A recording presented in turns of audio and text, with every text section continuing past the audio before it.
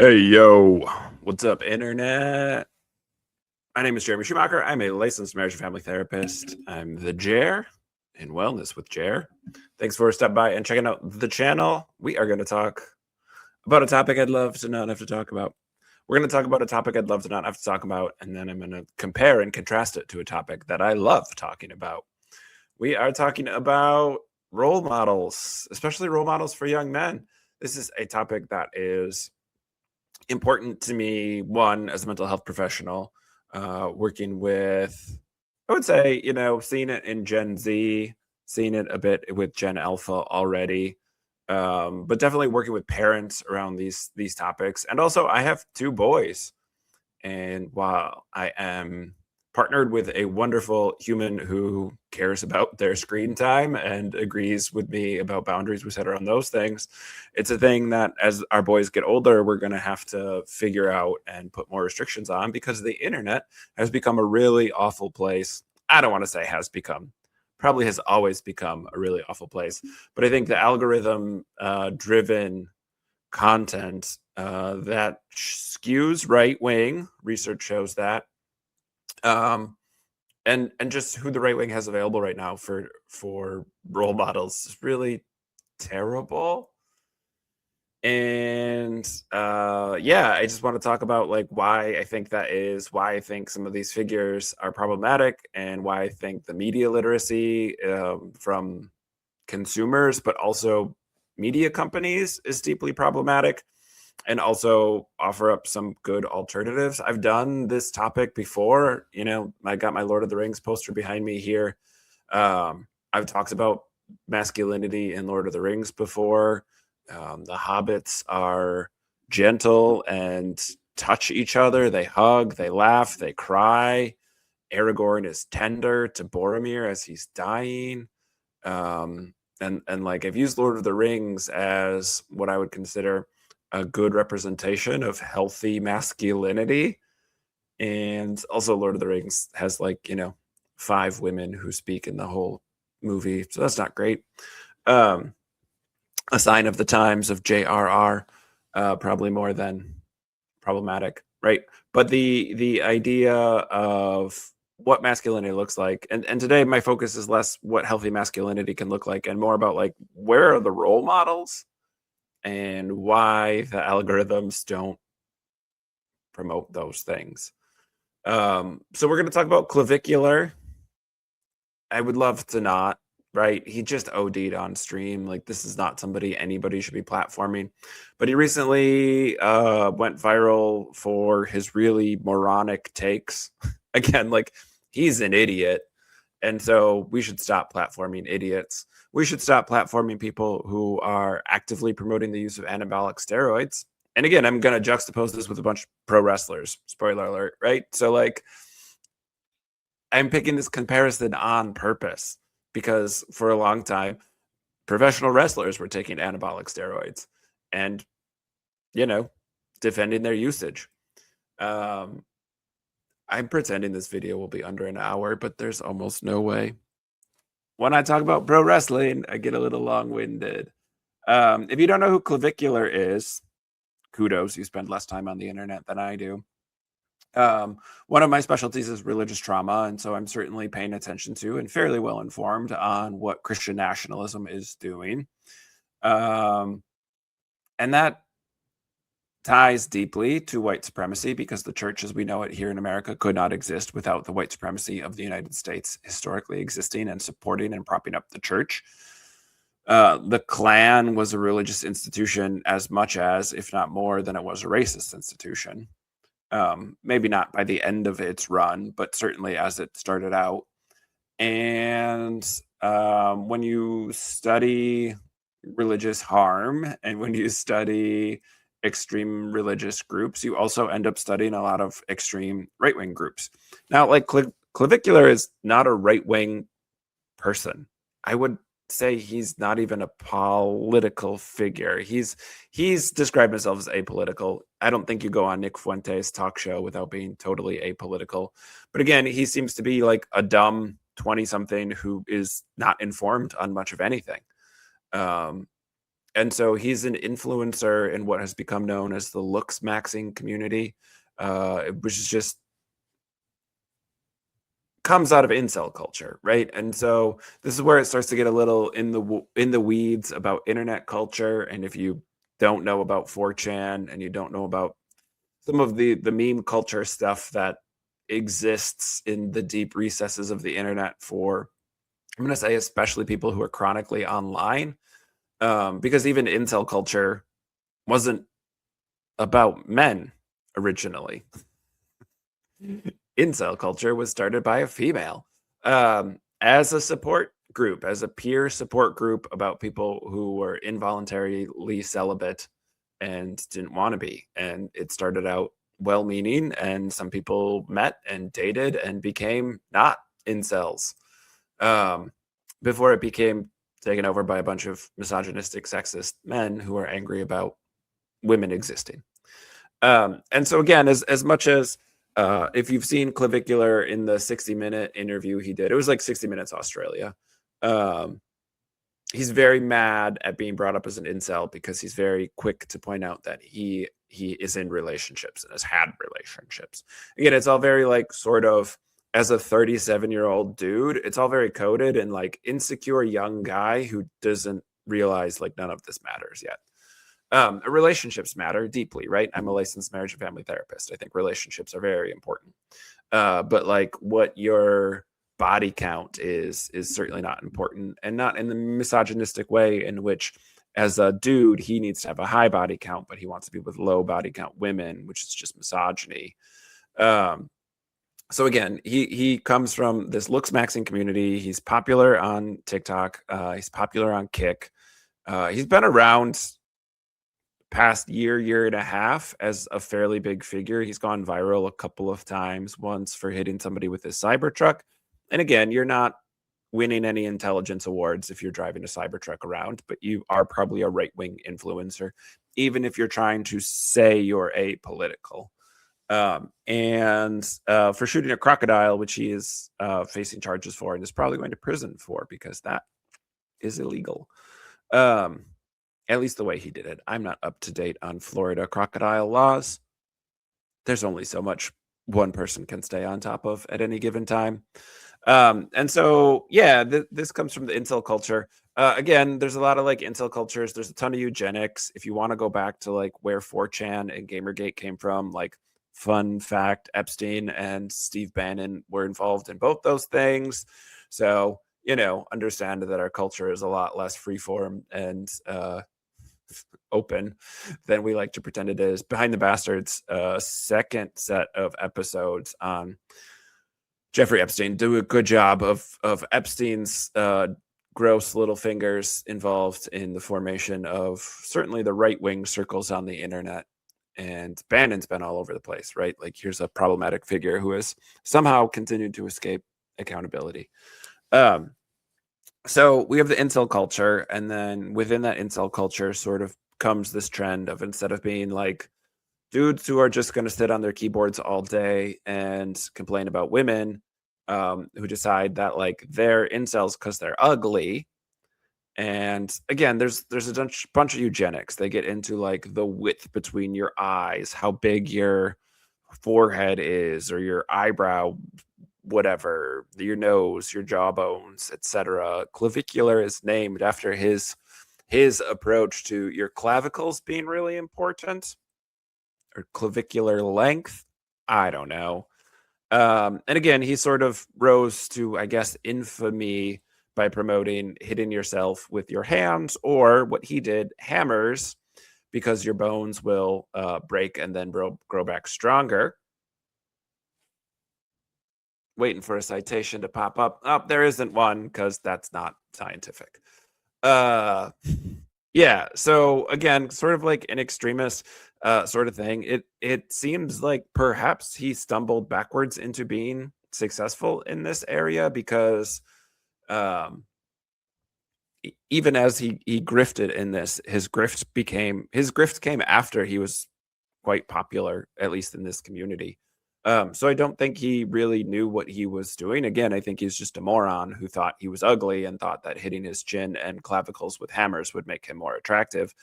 Spoiler alert, didn't.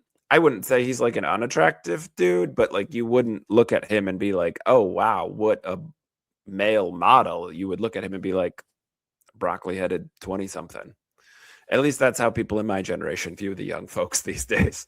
He looks fine, right? He's not some sort of hideous Quasimodo figure. He's normal looking, a bit nondescript, I guess. And I think that nondescriptness really has made him deeply insecure. And so, yeah, he started doing this. His approach to Looks magazine is not that it is incel culture. It is, but that it's about self-improvement. And again, I can say very comfortably that it is not about self-improvement, because it is rooted in insecurity. The internet goes through phases of this. I think this is sort of the first. I won't say this is the first one we're seeing for men. I think that's disingenuous to say. I will say this is probably the most popular one for men. Women have been dealing with this forever, right? All the dating fads, the dieting fads, like Paris Hilton and being like anorexic as attractive. I don't know what Paris Hilton is up to. I don't mean for her to catch strays. Maybe she's a wonderful person. I'm not kept up to date on her life. She wasn't a wonderful person in the early 2000s. And so like sort of eating disorder culture turned marketing for gender performance. Women have been dealing with that forever. I think this is something that men deal with too, but like in a different way. Again, like there's pushback against wearing pink. I've talked about masculinity before. It's on my YouTube channel somewhere. It's an older video, but I've talked about like the different trends around what masculinity culture needs to look like and what is and isn't masculinity and how it's always been made up. But Clavicular sort of strikes this lane where he's probably attractive enough to be like the leader of the looks max people without, I don't know, having some of that like fame from something else, right? Andrew Tate is like a Gollum looking motherfucker who rapes people and again has faced charges for that, and potentially sexually traffics them, right? So allegedly, I don't know. I think that's still pending investigation, and or the Trump administration brought the Tate brothers to America so they wouldn't face charges at a time when they weren't letting anyone else into the country. Really shows their priorities.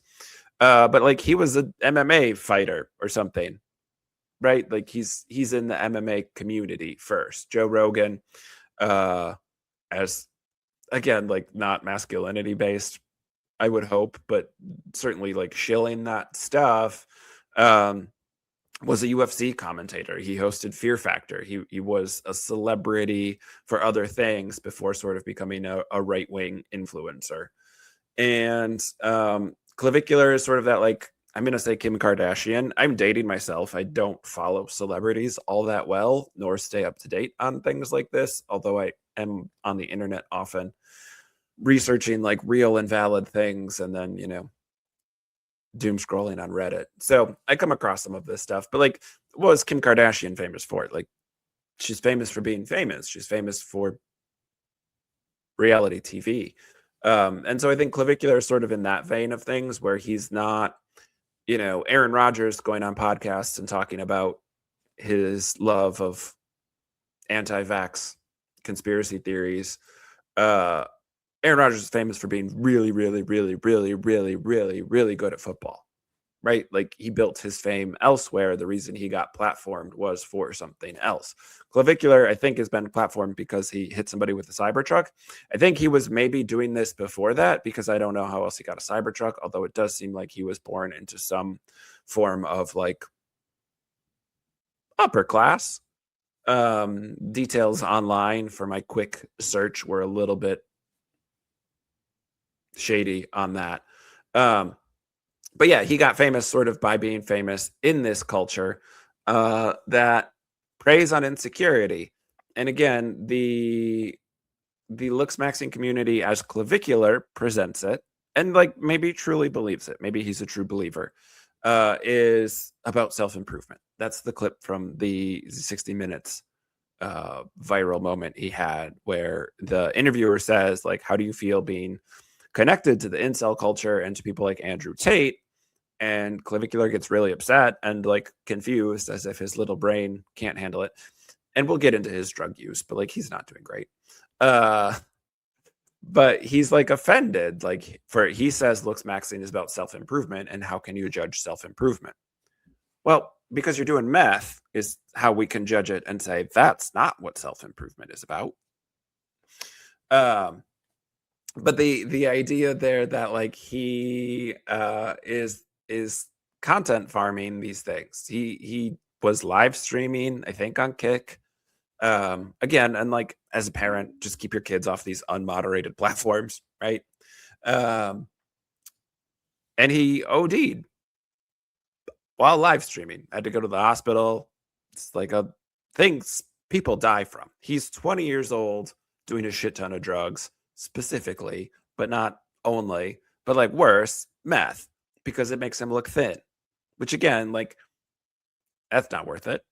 Like again, Ozempic's probably not worth it, but like that's out there and available.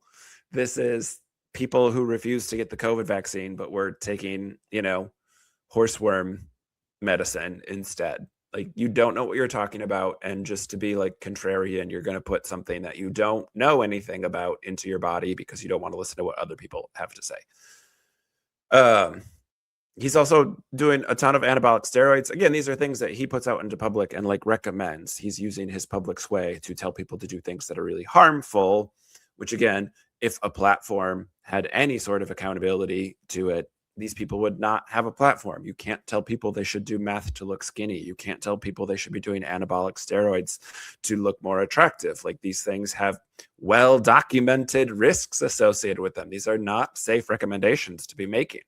There's no amount of safety attached to this where you can just say, yeah, go to the gym, find your local steroid dealer, start doing steroids, also do meth so you look skinny.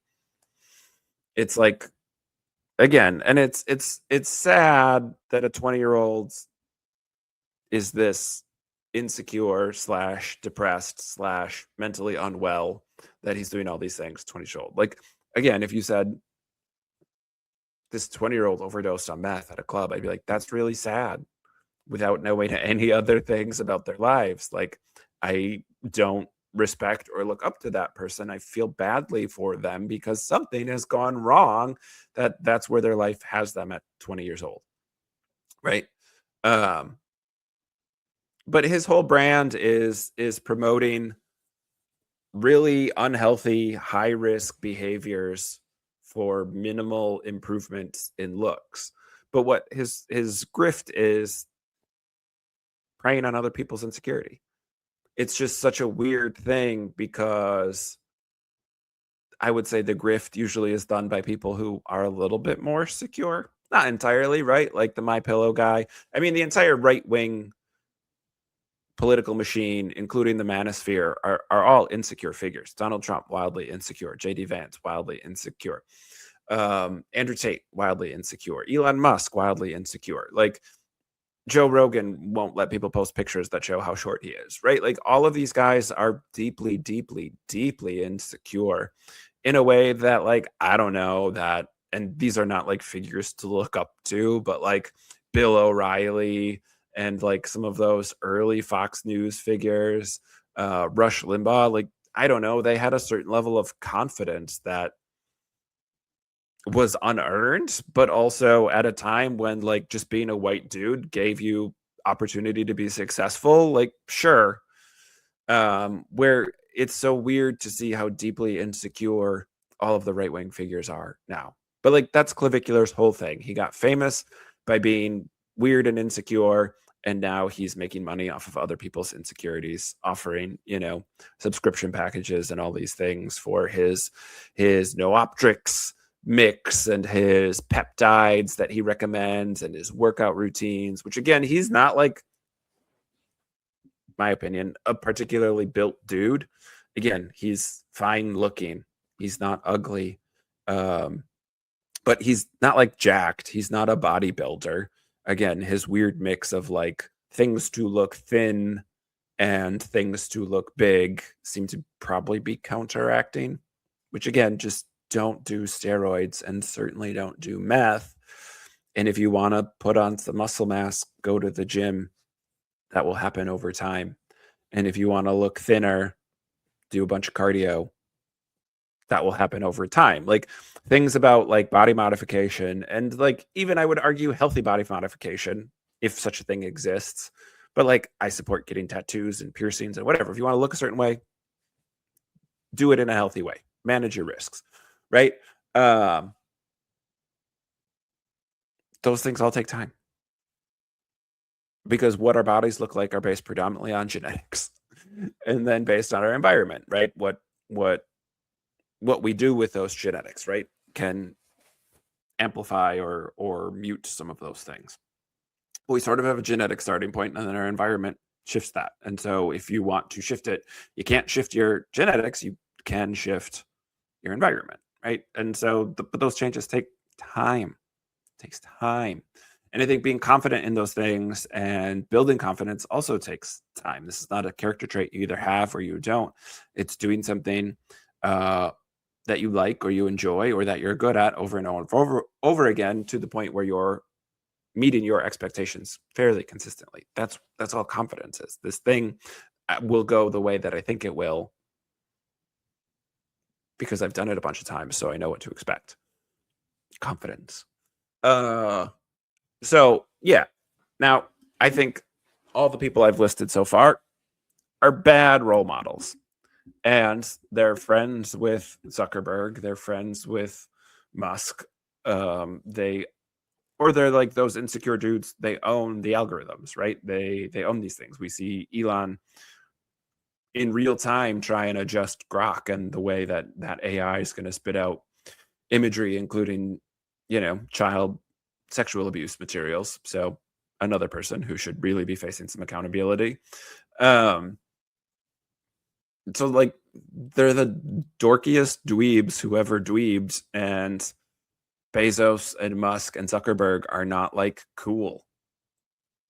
Not even just like from a masculinity perspective, from like a charisma perspective, they are anti-charisma. And like they're deeply insecure in their masculinity, right? Zuckerberg maybe has gotten better as he like trained in MMA and like got fit, but also it wouldn't surprise me that he just got like ab implants and is doing a shit ton of Ozempic either. As Kendrick called out Drake for, again, like there's so much performative masculinity and insecurity here. And that segues into my juxtaposition of like, are there any good role models? Pro wrestling. And you're like, nah, Jer, that's not good. I heard about all the people who overdose in that industry and grew up watching Kane get concussions, and now he's a libertarian in Kentucky running things poorly. Like, yeah, I know. That's why I picked it.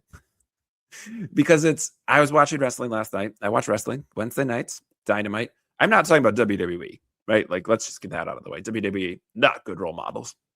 It's a company run by trash people, filled with people who are comfortable with those trash people. I said it. I don't feel bad. I quit watching WWE a long time ago because the quality of the programming was so bad, but also, I certainly wouldn't have any interest in going back after they are bringing Stephanie McMahon out and potentially trying to bring out Vince for WrestleMania. They're definitely brought Brock Lesnar back, even though he's been credibly accused of sexual assault, if not sexually trafficking. Garbage company. You can cut promos like CM Punk and call out the company, but then you go and cash their checks when they offer you to headline what will probably go down as one of the worst WrestleManias of all time. Now, I'm a fan of pro wrestling, so I know what's going on. I can criticize WWE right now, currently, up to and ready for WrestleMania. But the wrestling that I watch and the wrestling that I let my boys watch is all elite wrestling. I could do like a 3-hour video on Hangman Adam Page being the anxious millennial cowboy as the quintessential healthy masculinity role model who's playing up masculinity tropes like being a cowboy, right? And there's a ton there. I could teach a college course on that. I'm confident. I did a college course on the psychology of superheroes. I could definitely do one on like healthy masculinity in pro wrestling. But the juxtaposition here is important because pro wrestling is inherently performative.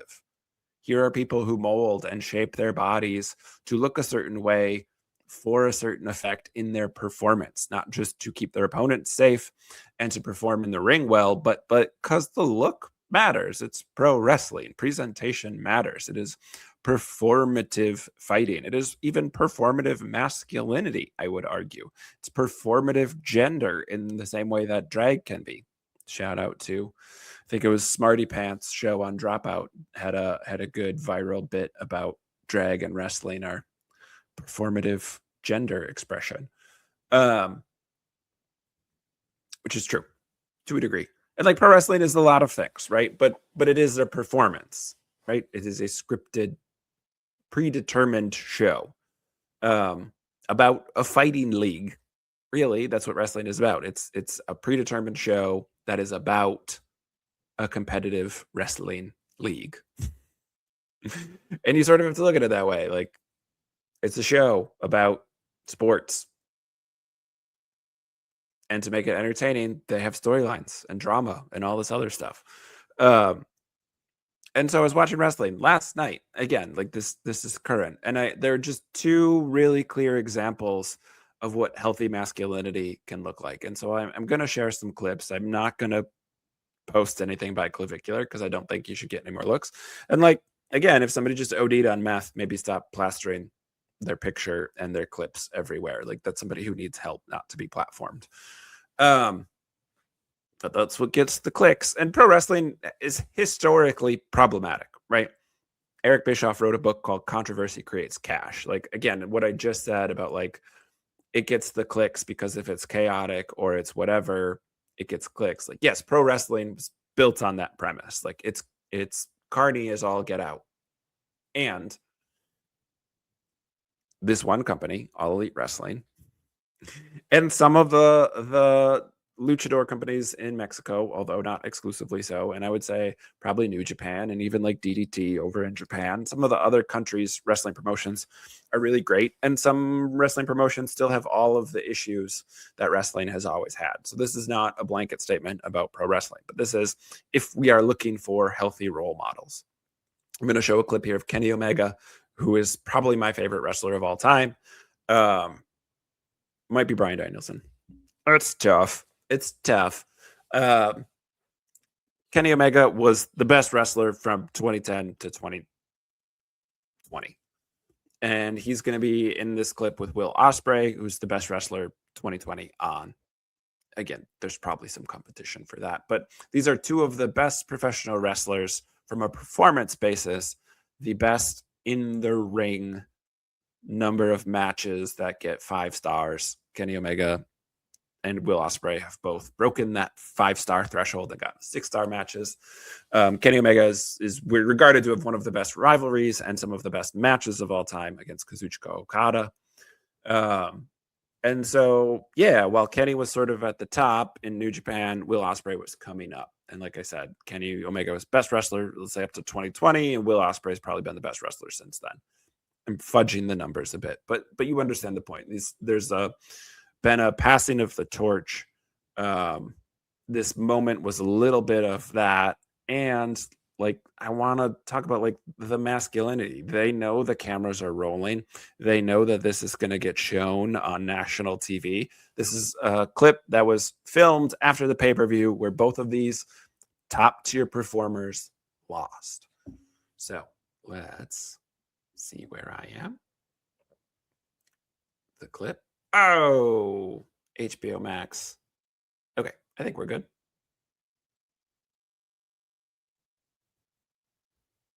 Look at us, bro. You feeling okay? Nah, really. Welcome to the club, pal. Didn't go our way. Nah, didn't go our way one bit, did it? No. It's not how I pictured it. Not for you, not for me. Hey, I feel like I let everybody down, you know? I get it, but listen, mate. I was there in the Tokyo Dome back in 2017 when you lost to Okada. Yeah. And you doubted yourself back then that you could ever climb to the top, and you did it, man. Bounce back. Yeah. It was 10 years ago. Well, No, I just feel like I don't have any more time left. But you do. You got it here. You got the heart of a wrestler. AEW, professional wrestling. It's all you from here on in, man. I believe. I know you can take it back. You've still got this. I think we still got this, mate. Listen, I am dejected. I'm sad. I've been crying for the last 40 odd minutes, mate. But my dream and my ambition is still be the AEW World Champion. And I hope that we haven't given up on that dream either. You can do it, man.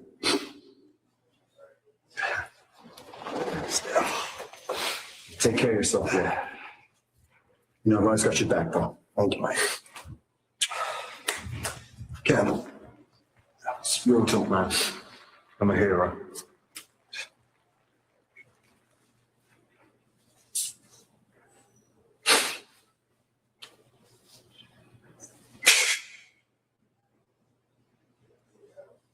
I'm your hero, huh?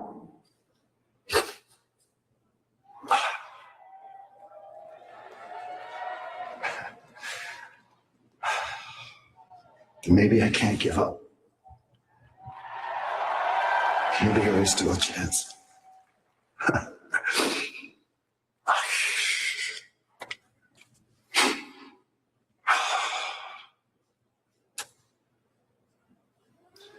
Maybe there is still a chance.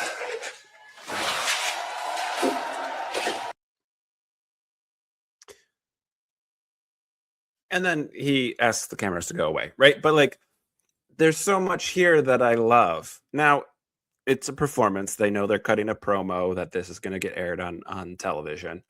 It's got to move some storylines forward. There is fans like me, and I think just anyone who likes pro wrestling wants them to wrestle again. So that passing of the torch is getting hinted at here. Kenny Omega is fighting back tears. And again, both these guys are top tier in the ring. Neither of these guys are particularly known for their promos. If anything, Ospreay at this point is known because he keeps swearing on national television, which he's not supposed to do on a live TV show, but he's very British, likes to say bruv and use lots of curse words.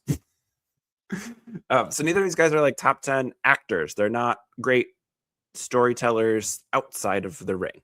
Now, I think they both get a bad rap. They're both good to great promos, but they are not great consistently promos. And so neither of these guys are necessarily known for this emotional storytelling. Kenny Omega's fighting back tears. Ospreay in this video says he's been crying for the last 40 minutes, which I think is like, again, phenomenal. Not only is it okay to cry, but we're crying a lot because we lost our silly little sports game. That's not weird. It's so normal. He feels comfortable saying it on live television to somebody who he then thinks of as his hero, role model, right? Highlighting that, yo, we've gone through some stuff. We've been here before and we got back up. Love that.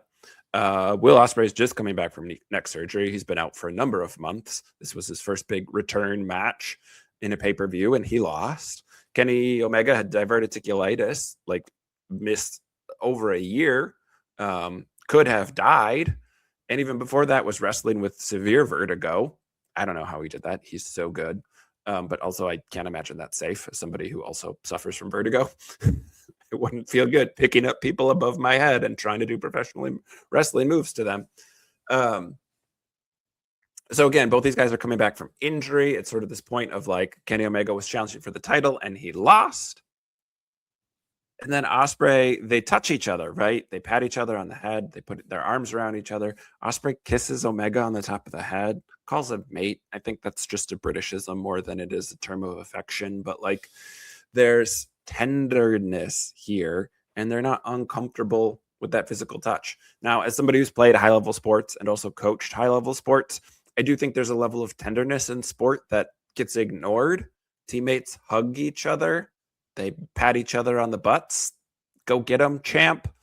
It's not intimate in a sexual way, but it's intimate in a like closeness way. There's a lot of connectedness to sports. I think that can get, again, veer hyper toxic masculinity stuff with the like brotherhood, like, oh, we're in this together. Like, no, we're playing a silly little game. Calm the fuck down. And I think, again, that brotherhood thing gets manipulated by large institutions like the military, the police force, etc., to force people to trauma bond. So again, I don't know that brotherhood thing can always be healthy, but again, I think if it's in the proper context, I think if it's based in reality, it certainly can be healthy to say, hey, we've been here before, we've gone through some shit, we can pick ourselves up. I got you, you got me, let's go through this together. And it's lovely. Again, Kenny Omega is my favorite wrestler. Anytime he's going to talk about retiring, I'm going to be like, oh no, that makes me sad. And then to see somebody else who I love, like Will Ospreay, give him a little pep talk. And Kenny isn't like, I hear you, mate. I got this. Woohoo. He's grappling with the responsibility presented to him. If I am someone else's hero, even if I feel like I've let them down, do I not still have an obligation to get back up and try again? And like, that's deep. That's lovely. That's emotionally intelligent. This isn't just like rah-rah John Cena gets up after being hit by 50 chairs and still pins the guy.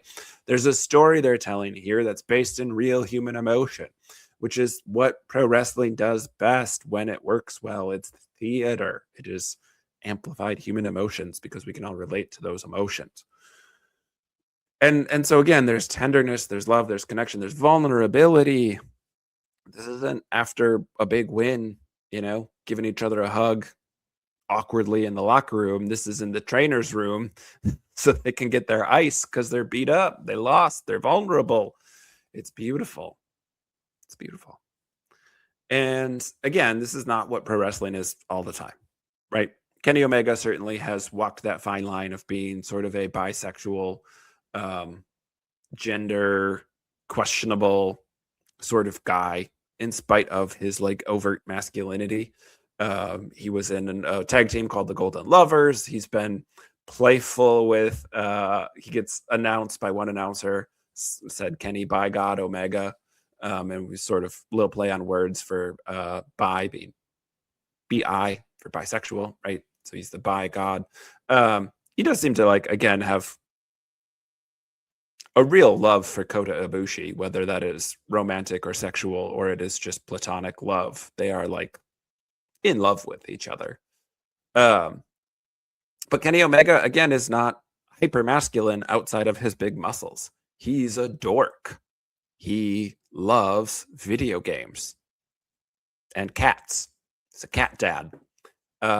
He's a nerd. He loves anime and Street Fighter. He's the motion capture for Street Fighter 6, and the one-winged angel gets to be in a video game that's not just a wrestling game.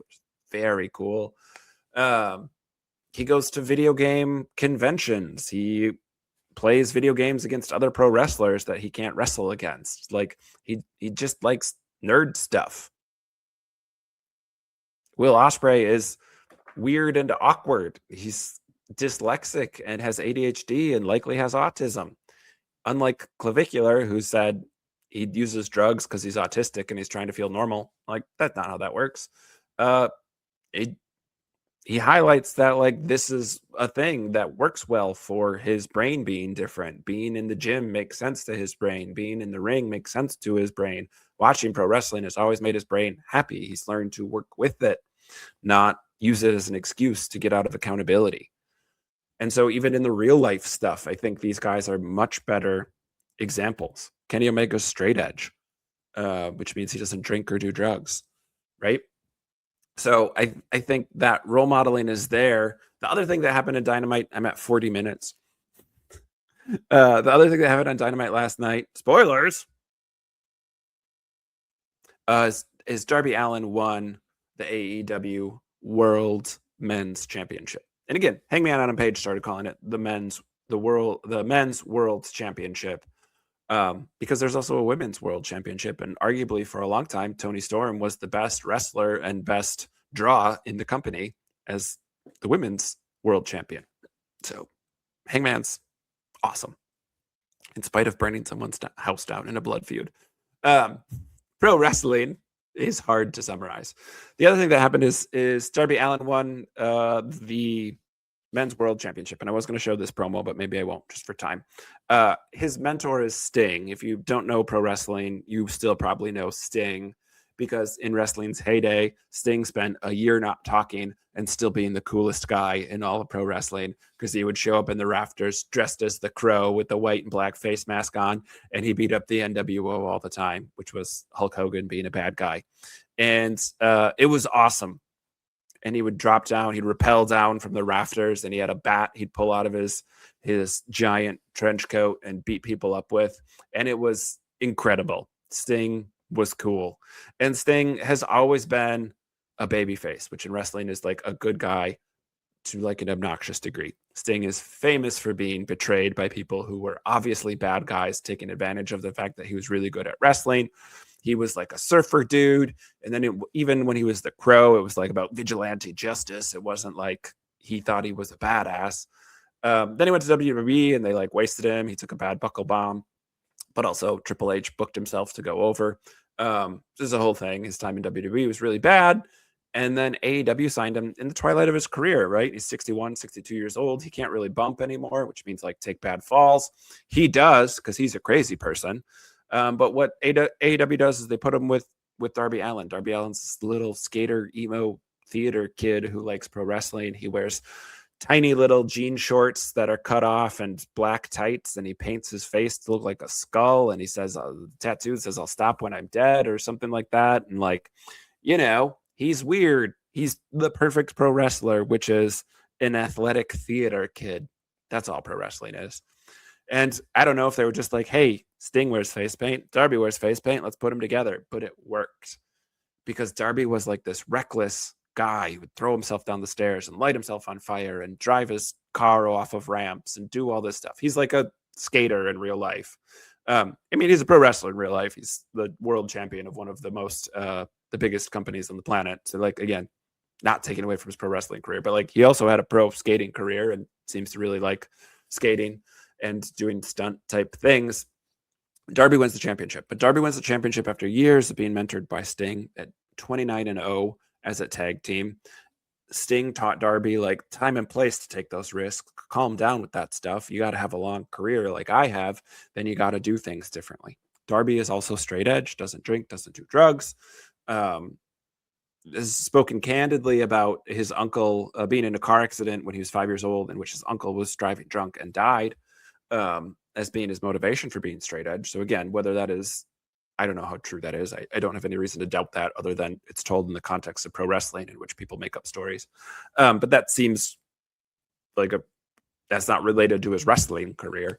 And Sting is also, I think, straight edge at this point, but I don't know about earlier painkiller usage. But Sting came up in that time when people were doing drugs, on steroids. He's seen a lot of his friends and close partners ruin their lives through drug use and drinking.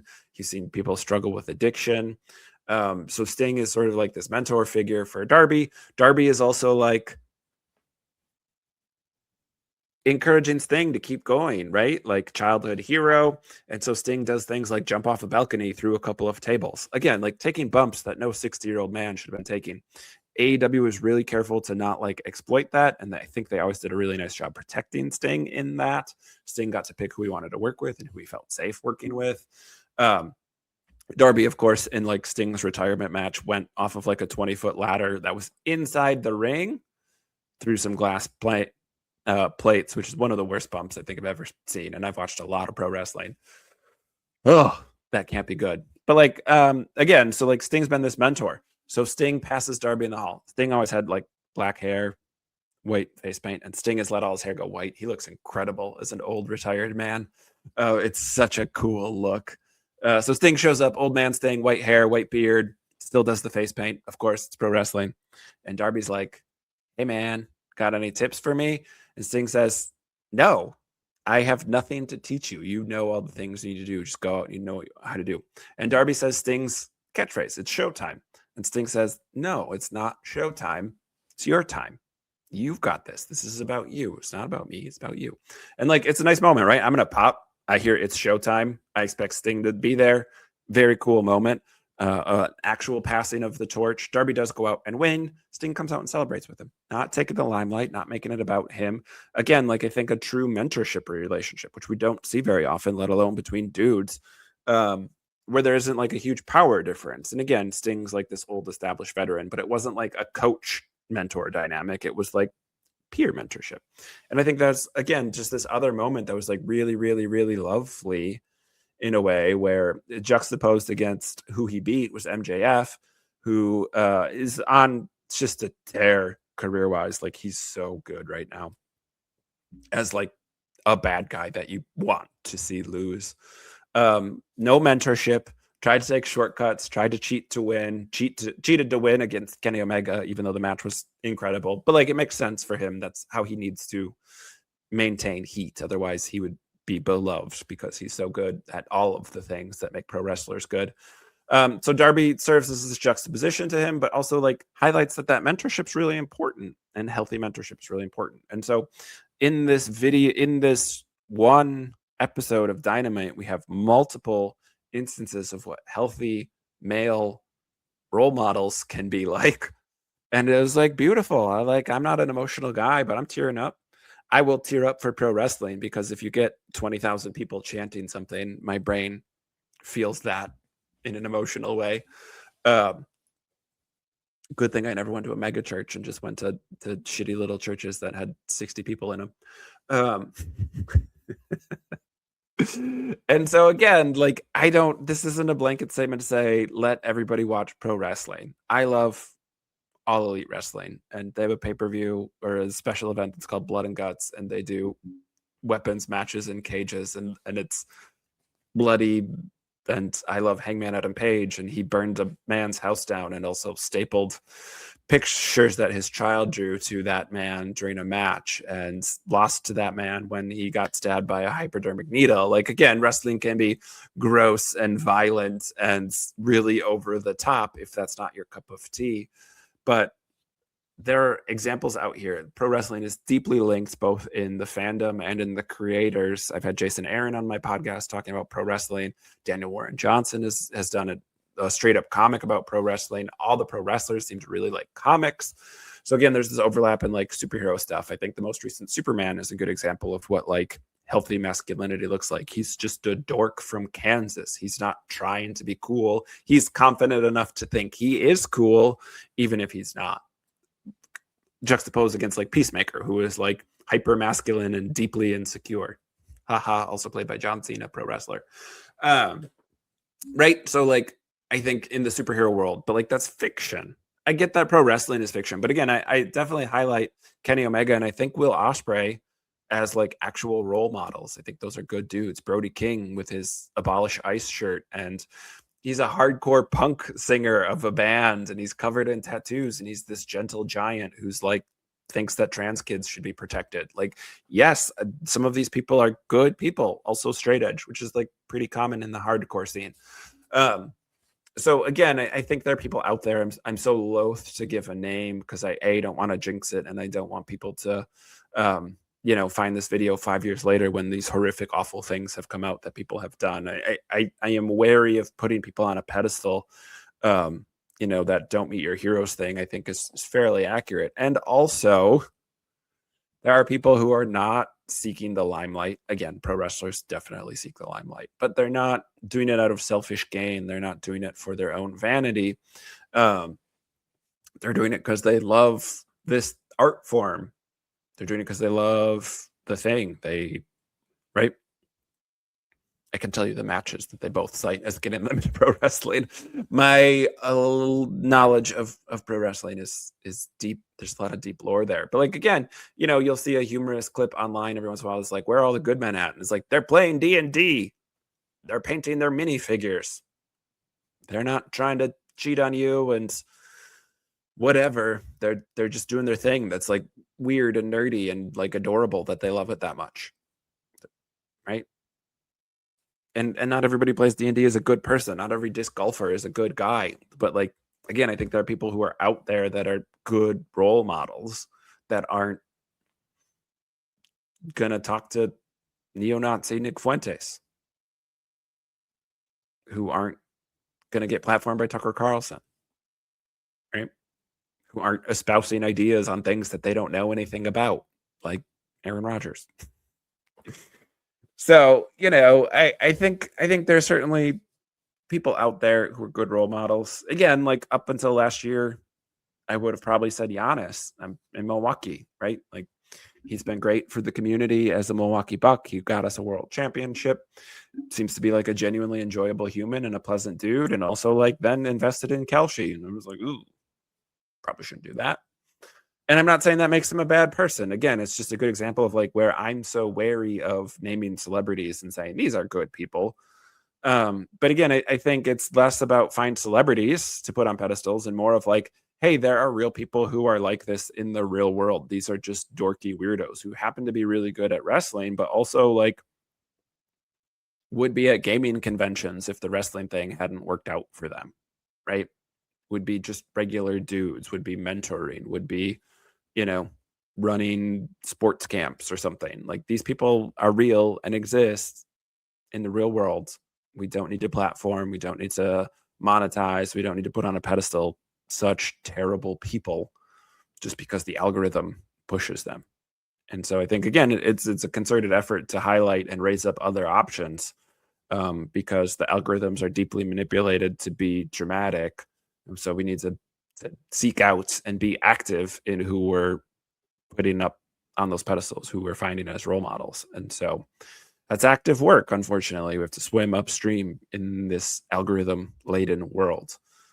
But yeah, and again, I don't want to platform Clavicular. I didn't show any of his clips or have his picture. I don't even like talking about him. I again would like to practice what I preach and be like, hey, this isn't somebody who we should be platforming. But like, he just OD'd like 3 or 4 days ago. He's out of the hospital and he, you know, posted some picture with blood on his face and it's about a new club opening. He just turned it into content right away. Like this is somebody who's like deeply unwell. It's like getting Kanye on your podcast when Kanye was having a mental breakdown to get more clicks. Like there's a yuckiness to all of that. It's somebody who needs help.